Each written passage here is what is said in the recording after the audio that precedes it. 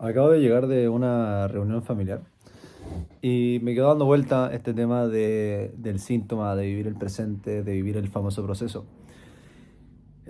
Y siento que realmente el aprender a vivir en paz en el caos o en la quietud o en el conflicto es donde mejor se pueden tomar las decisiones y donde realmente está la verdadera presencia. Porque cuando tú buscas el resultado, buscas eso que te va a dar la satisfacción que estáis pensando, que cuando tengas esto vas a ser feliz o vas a estar pleno, etcétera.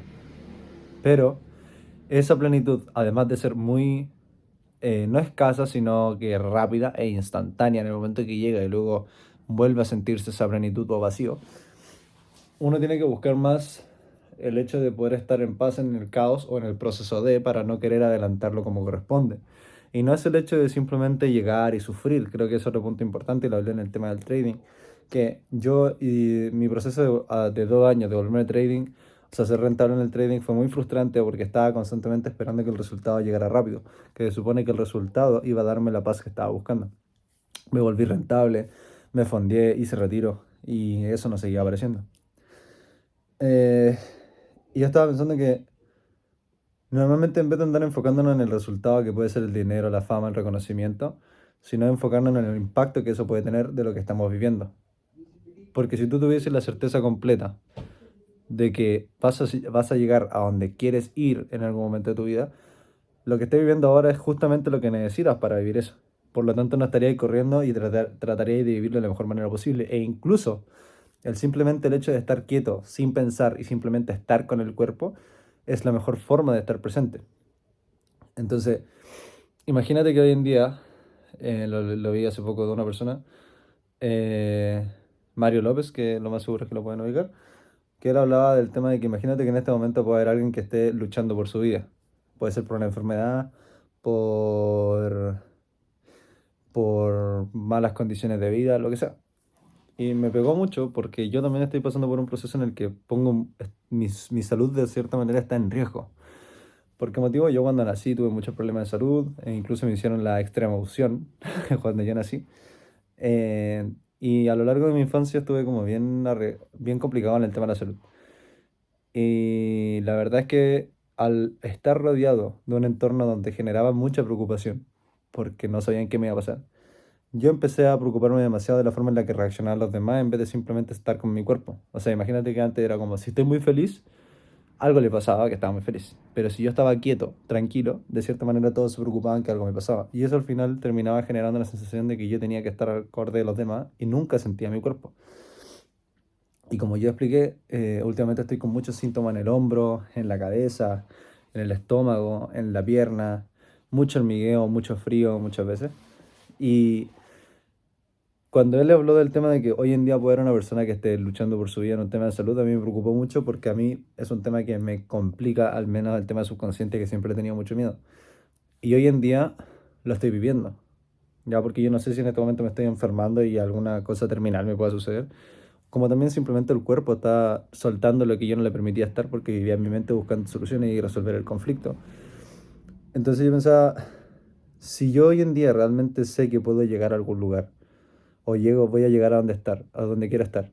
Y realmente mi vida va a seguir igual de plena, o sea, voy a seguir presentándome al gráfico, voy a seguir disfrutando las tazas de café, voy a seguir haciendo deporte, voy a seguir haciendo ciertas cosas, entonces realmente no es que cuando viva en ese departamento que quiero, que ya tengo en mi mente, o ese auto que quiero, mi vida no va a cambiar mucho, quizá voy a tener más responsabilidades, voy a disfrutarlo, claro está, pero la plenitud se consigue en cualquier lugar.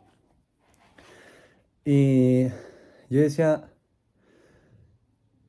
si yo ya sé a dónde voy a llegar, y cada vez que entre más difícil se vuelva tu proceso de vida, más impacto va a tener a la hora de contárselo a otras personas para que puedan también avanzar respecto a lo que tú estás pasando.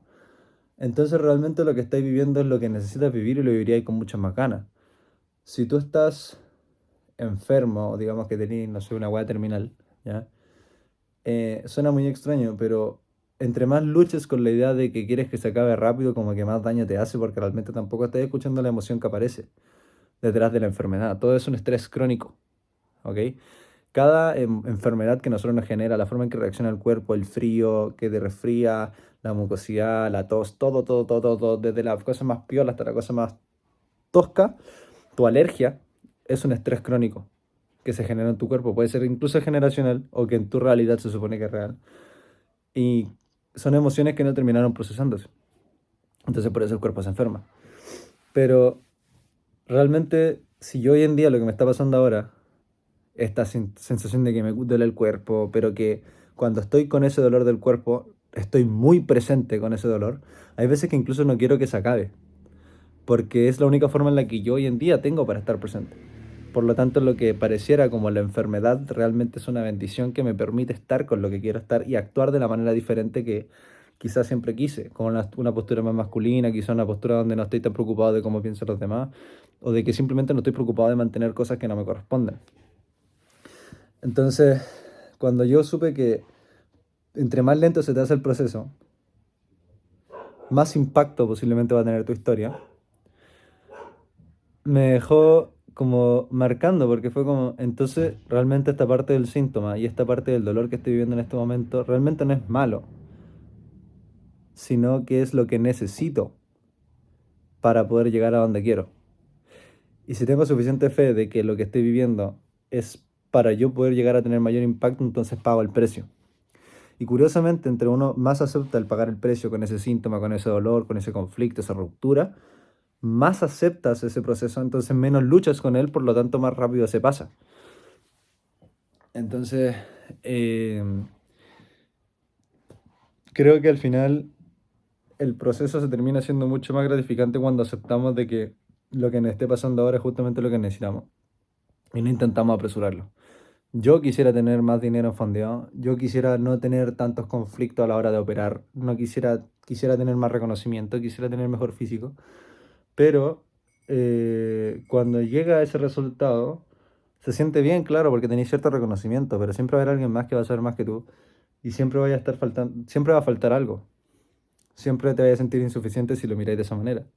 Entonces, siempre va a haber algo de que tú puedes hacer todo lo mejor para poder trabajar todas las áreas de tu vida, pero sí o sí va a haber una parte en la que no va a poder estar satisfecha al 100%.